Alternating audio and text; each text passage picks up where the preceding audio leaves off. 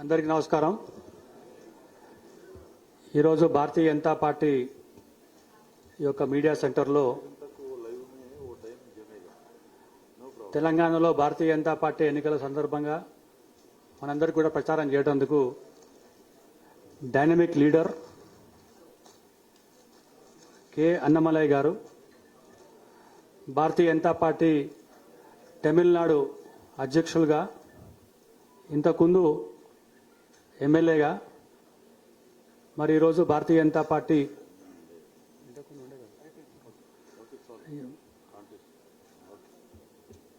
మరి తెలంగాణలో భారతీయ జనతా పార్టీకు అభ్యర్థులకు మద్దతుగా మరి ఇక్కడ ఈ ప్రెస్ కాన్ఫరెన్స్లో మన ముందు ఈ యొక్క ప్రెస్ కాన్ఫరెన్స్ తీసుకుంటారు. వారు మంచి విద్యావేత్త, పిహెచ్డి కాలేజ్ ఆఫ్ టెక్నాలజీలో 2007లో ఇంజనీరింగ్ కంప్లీట్ చేసి ఐఐఎం లక్నోలో 2010లో ఎంబీఏ చేసి రాజకీయాల్లో తనదైన శైలిలో ఎన్ మనన్ ఎన్ మక్కల్ అంటే నా భూమి నా ప్రజలు అని తమిళనాడులో డిఎంకే ప్రభుత్వాన్ని గడగడలు ఆడిస్తుంటూ 100 పైన అసెంబ్లీ కాన్స్టిట్యున్సీలో నియోజకవర్గంలో పాదయాత్ర చేసుకుంటూ ప్రజల సమస్యల గురించి, డిఎంకే మిస్రూల్ గురించి, మరి యాంటీ పబ్లిక్ పాలసీస్ గురించి మరి ఎప్పటి నుంచో కూడా అనేకమైన ఉద్యమాలు చేస్తున్న సందర్భంగా ఈరోజు మనకి ఇక్కడ రావడం వారికి స్వాగతం పలుకుతూ శ్రీ పొంగులేటి సుధాకర్ రెడ్డి గారు, తమిళనాడు ఇన్ఛార్జ్ శ్రీ అన్నమలై గారికి మరి స్వాగతం పలుకుతూ శాల్వా కప్తారు. అభినందిస్తూ వారికి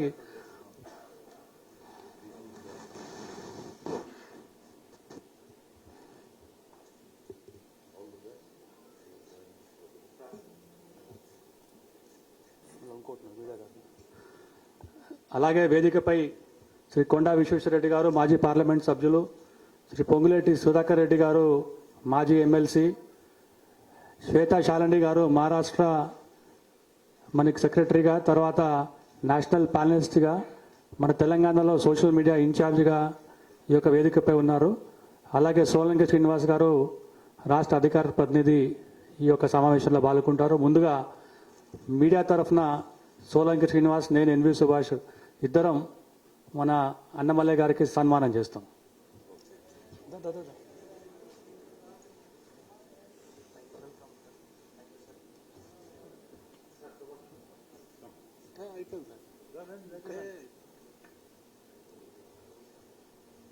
శ్రీ అన్నమలై గారిని మాట్లాడాల్సిందిగా కోరుతున్నాం.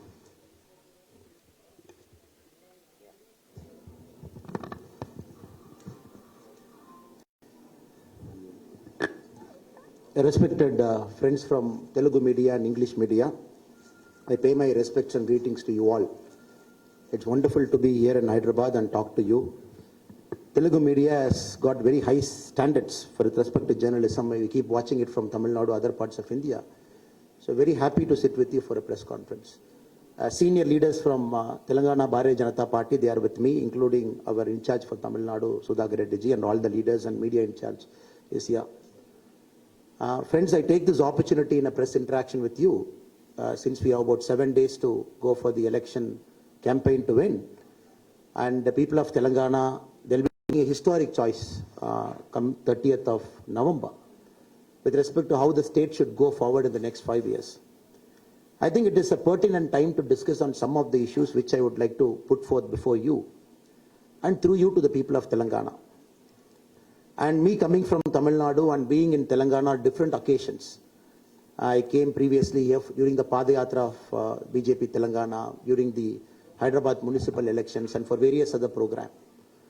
I see two striking resemblance with respect to how Tamil Nadu politics is behaving and with respect to how the Telangana politics is behaving. Fundamentally, we all have a problem in a dynastic politics where a certain set of people, they control not only how the politics of the state should go, but also how the economic conditions of the state should be. I see it in Tamil Nadu, now I am seeing it in Telangana. How one family is controlling the direction of a state for mostly the wrong reasons. And Telangana, a state that when it was bifurcated showed a lot of promise. When we see with respect to Tamil Nadu and Telangana, I want to bring two stark reminders here.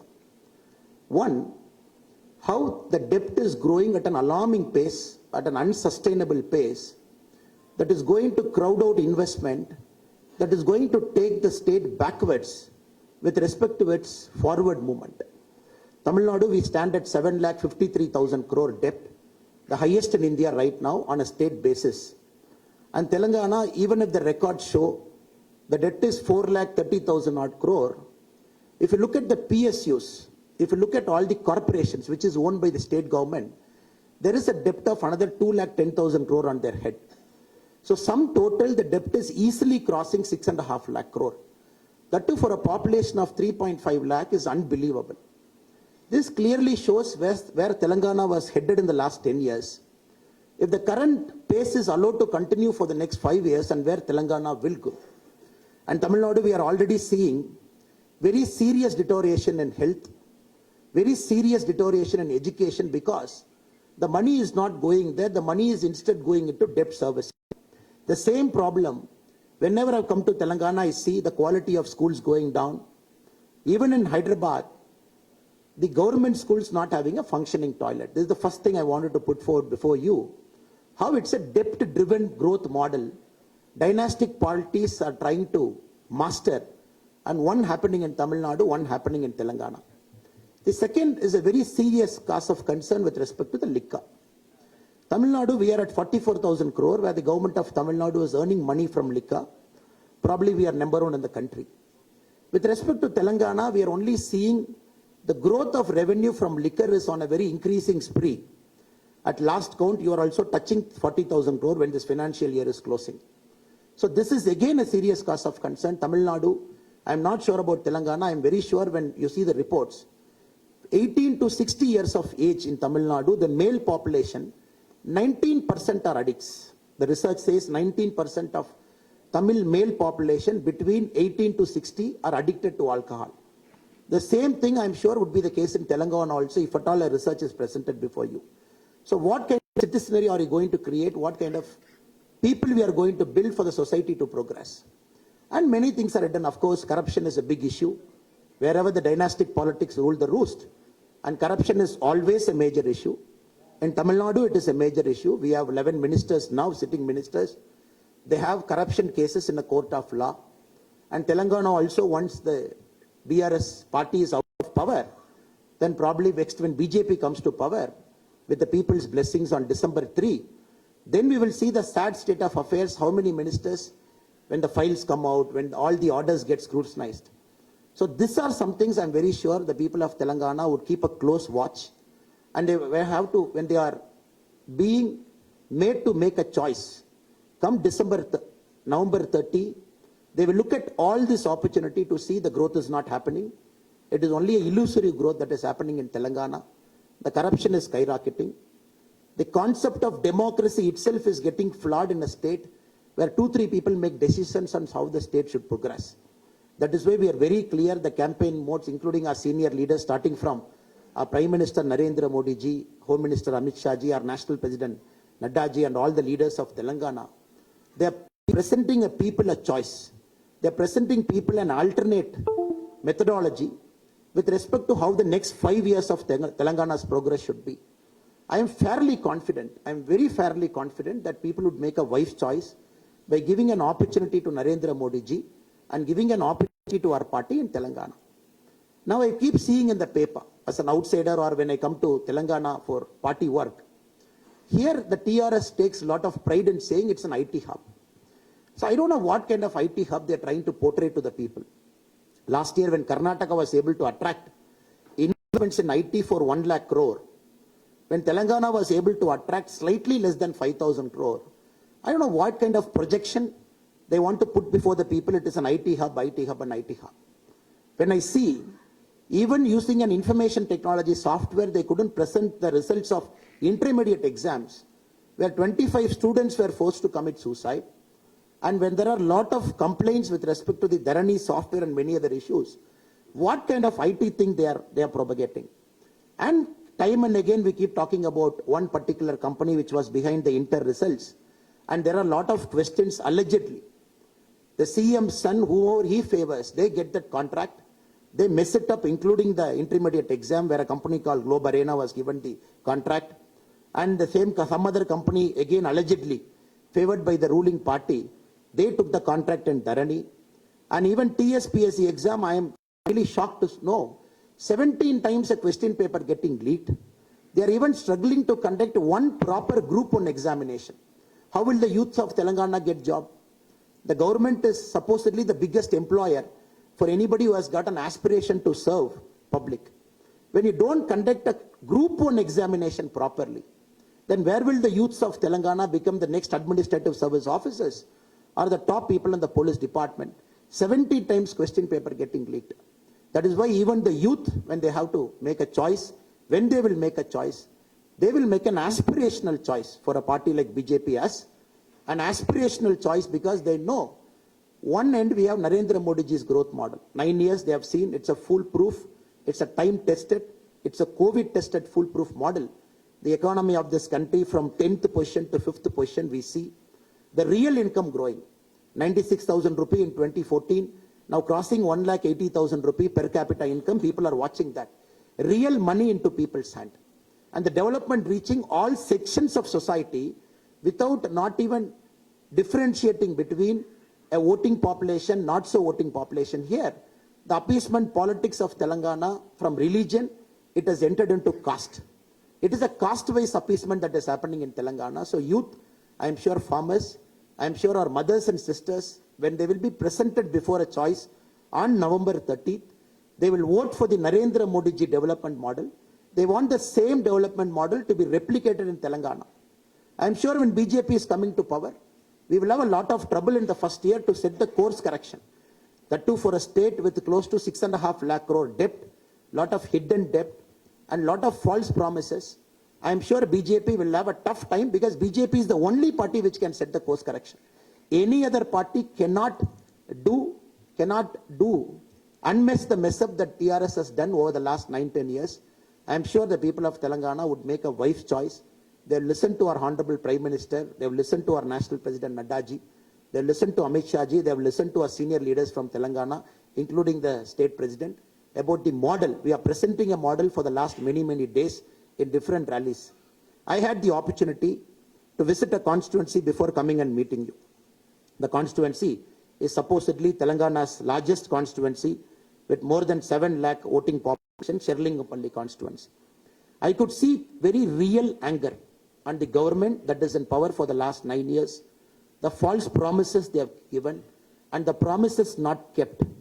And the anger on TRS is a very clear indication that people want a change.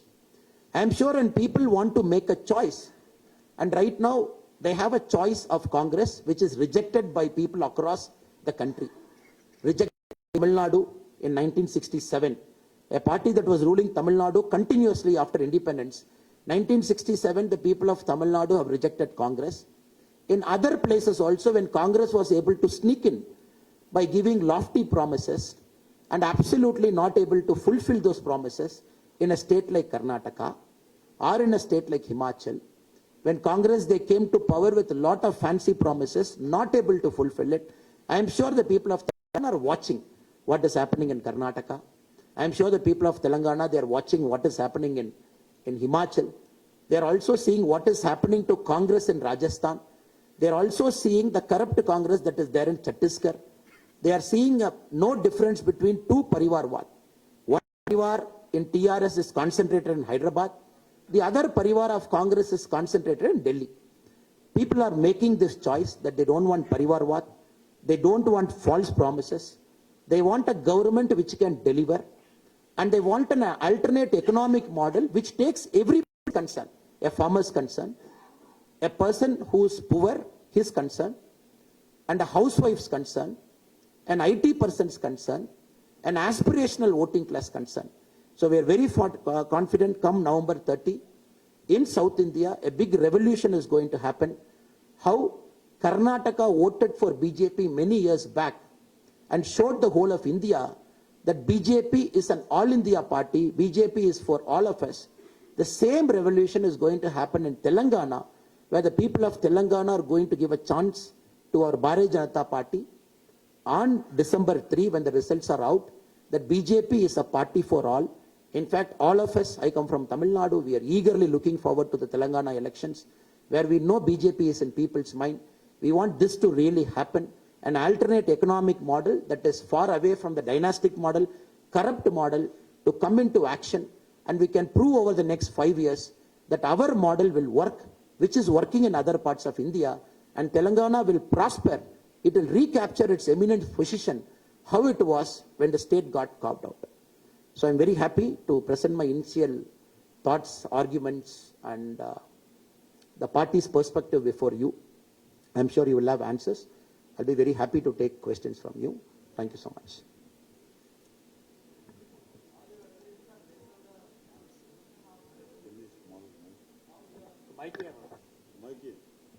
Introduce yourself, sir.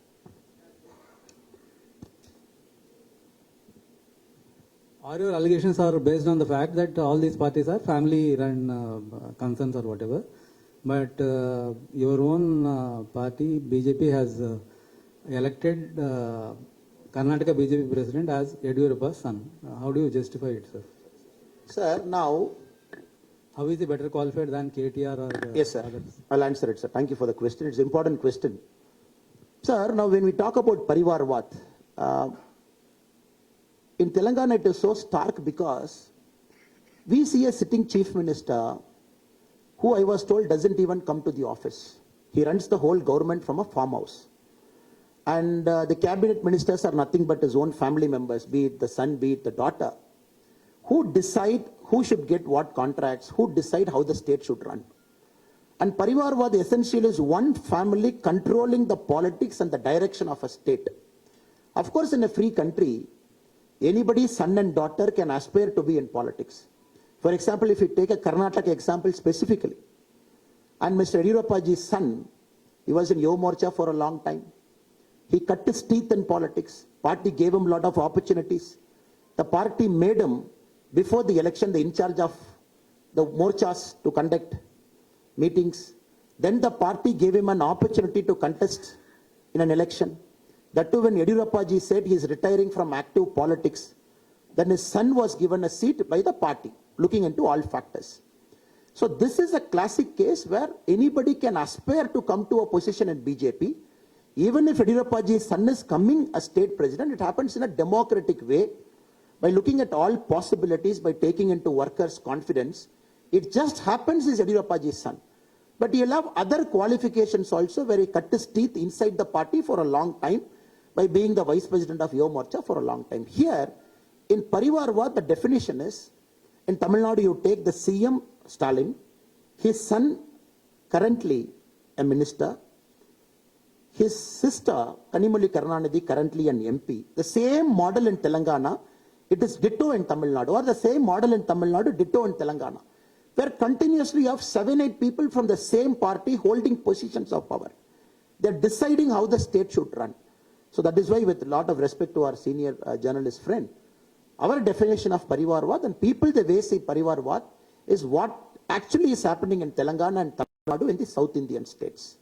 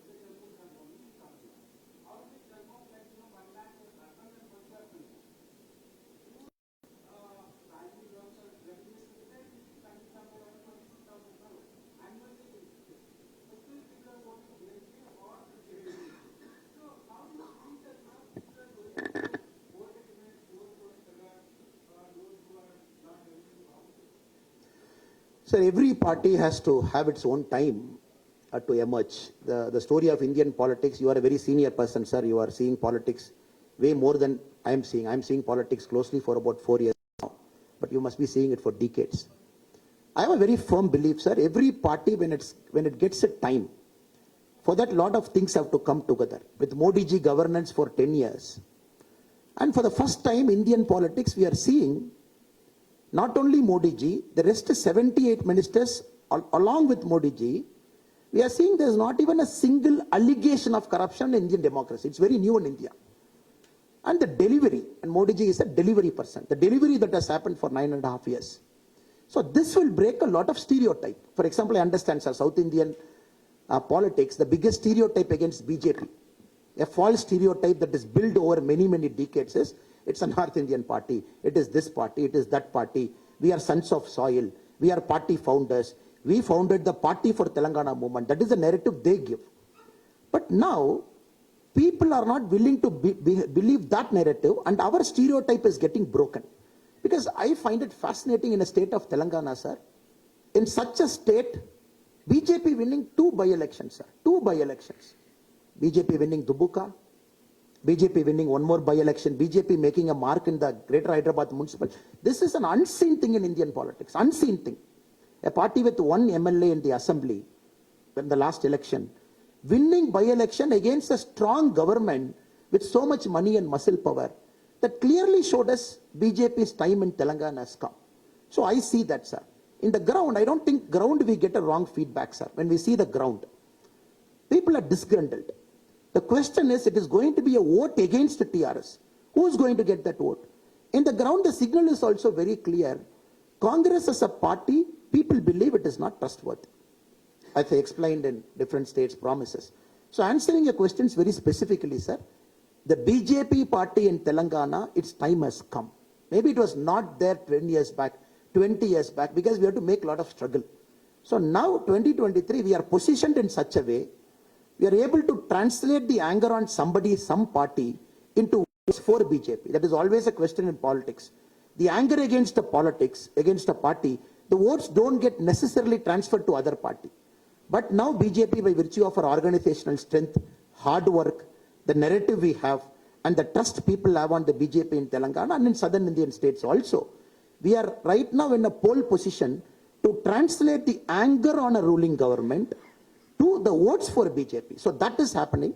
And I also hope, like many people here, we will come with a very good margin, not with some seats. We will come with a good margin. We will be in a good position to deliver, take hard decisions to take Telangana forward. And you want any answers on the temple thing, sir? Not needed. You just gave an analysis.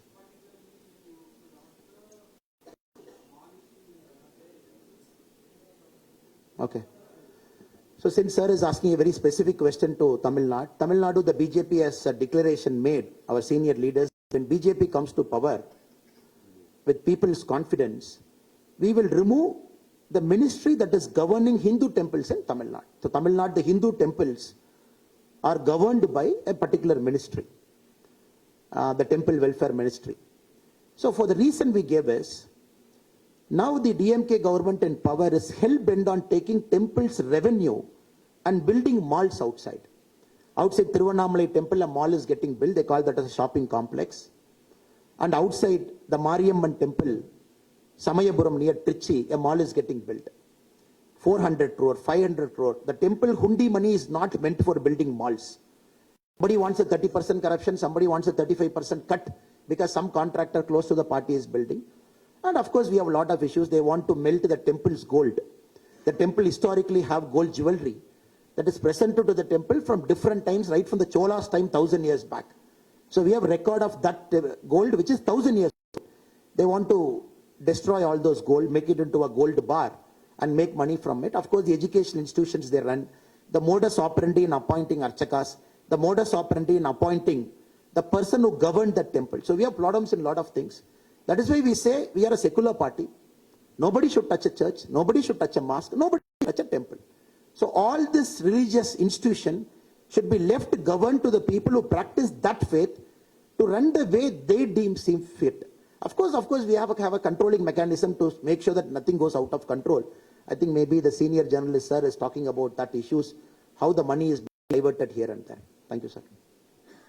The DMK today has appealed to its cadres and wings in Telangana to campaign for Congress candidates in the state. So how do you view this development? So I see this development as in two ways. We all know DMK doesn't have any structure in Telangana. When was the last time a DMK contested a municipality election here, or a corporation election, or a Sarpanch election, or a DMK contested an MLA election? Of course, there are Dravidian parties in Tamil Nadu who had some structure in Karnataka some time back, where they had MLAs in Karnataka, a party in Tamil Nadu. It only shows the fear of Congress. They want to bring a different party in Telangana like DMK to make an appeal to its cadre. I don't know what cadres DMK has got in Telangana. It only shows Congress is fearing the vote against TRS is going to BJP, which Congress is reading the ground situation very well. So it wants to pull everything under their arsenal. So I see, madam, to answer it point blank, I see a desperation from Congress where they want to bring DMK also inside in Telangana for campaigning because they know it is going the BJP's way. Sir, Vanakkam, sir. Before this, I want to introduce myself. This is Srikar from Hit TV, sir. Just now you spoke about liquor addicts in Tamil Nadu. Before talking about liquor, sir, I want to raise points about Telangana and Tamil Nadu and interlinked with entire South India. Chennai has a very fishing harbor and natural source for porting. Most of the drugs from outside of the country comes through seaways. From there, the drugs are spreading to Madurai, Tiruchi, Salem and other different places. From there, it's being exported to Andhra. From Andhra, through roadway, it is being transported to Hyderabad. Recently in Hyderabad, a tiffin center which supplies idlis, dosas and puris, it's supplying drugs. May I know why this is happening to entire South India, sir? Sir, I will answer this question in my previous capacity as a former police officer and as a current politician who is watching what is happening in the ground very closely. So I may not agree to the point that the drugs necessarily comes into Tamil Nadu and from Tamil Nadu it goes outside, not necessarily, because now every port is open and drug trafficker, he uses a lot of methodology to bring drugs inside. And you have this deep web where anybody can courier you a drug without even anybody knowing a drug is coming. And you have synthetic drugs which looks like a paper, which is not like the age-old ganja or a heroin where you can see it and hand the LSD or those kind of things. The point I'm trying to make, sir, the South Indian states very specifically, Tamil Nadu, Telangana, very specifically Hyderabad, which is acting as a nodal center for it to go out. We keep seeing actors, we keep seeing people getting busted in rave parties, we keep seeing in TVs. It is because I'm making a larger argument wherever family parties are in power. The law and order is taken for a toss. So you should not mistake me, Annamala is sitting in this chair and continuously linking everything to family party, saying A to family party, B to family party. No, sir. I am saying wherever a family party is in power, they develop a network of police officers and IAS officers to stay in power. So they have their favorite officers. You see this in Telangana, you see this in Tamil Nadu. They have a favorite set of officers who sail along with the family parties, they stay in power. They don't get changed. You see 4 or 5 officers ruling the roost in Telangana. I'm not taking the officer's name. I can give you 4 or 5 officers in Tamil Nadu ruling the roost. Because since the power is concentrated in one family, one person, the officers tend to concentrate with that guy. So the main reason the policing goes for a toss, you look at Telangana, sir. I'm not making a simple accusation on Telangana. If you look at Telangana per se, if you look at the crimes against women, so I had a data where supposedly in certain heads, Telangana, the crime against women, you have one of the highest. Among the southern states, the full year of 2020, Telangana ranked number 1 among the southern states in terms of atrocities against women. Right from 498, you can bring all the sections. Woman is a victim. Between 2014 to 20, completed 7 years in NCRB database, the crime against women in Telangana is 1,14,679. It indicates you there is something wrong in policing. A drug is nothing but a tip of an iceberg. A drug is visible. There is somebody in the street corner, there is somebody there who's giving you drugs. You get drugs has entered into schools, entered into colleges. Rave parties are increasing day by day in Hyderabad. For that, what is the cause? The cause is not good policing. Why not good policing happening? Some officers, they sit there with no accountability because they're close to the CM, close to the CM's son. No accountability means the crimes will go up. So I am reversing the argument and presenting to you a fact. The policing in Telangana has gone for a toss. That is why the drug menace is increasing on a day-by-day basis. Sir, one more question, sir. One thing I want to ask you. Sir, just one question. You, in previous many of your speeches, you have said that, our vision or our aim is 2026 in Tamil Nadu.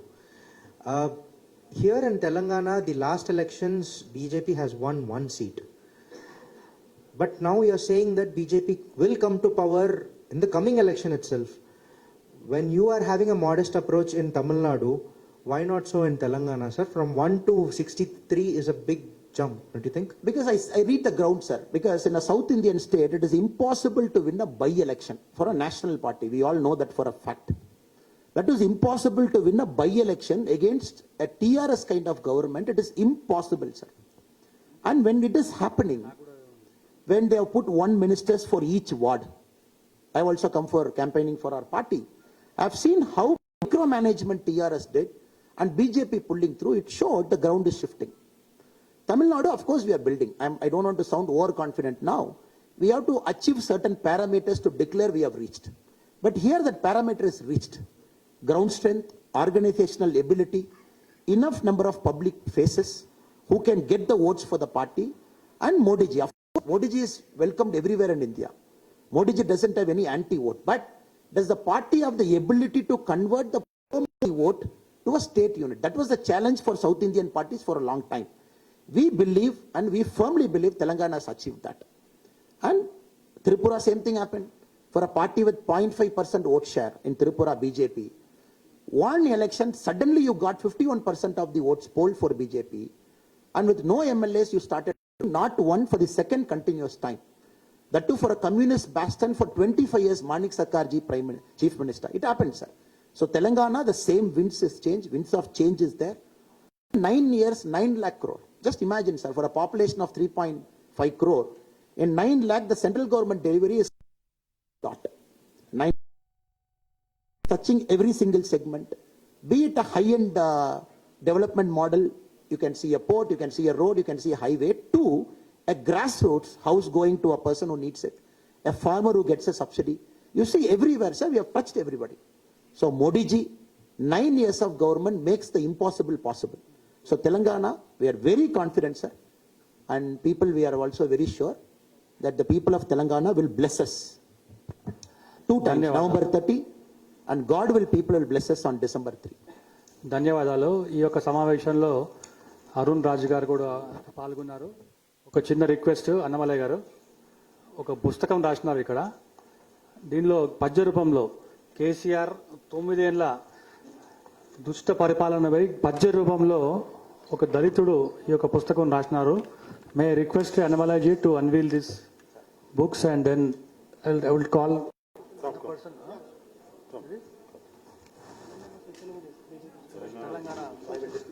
Telangana social media.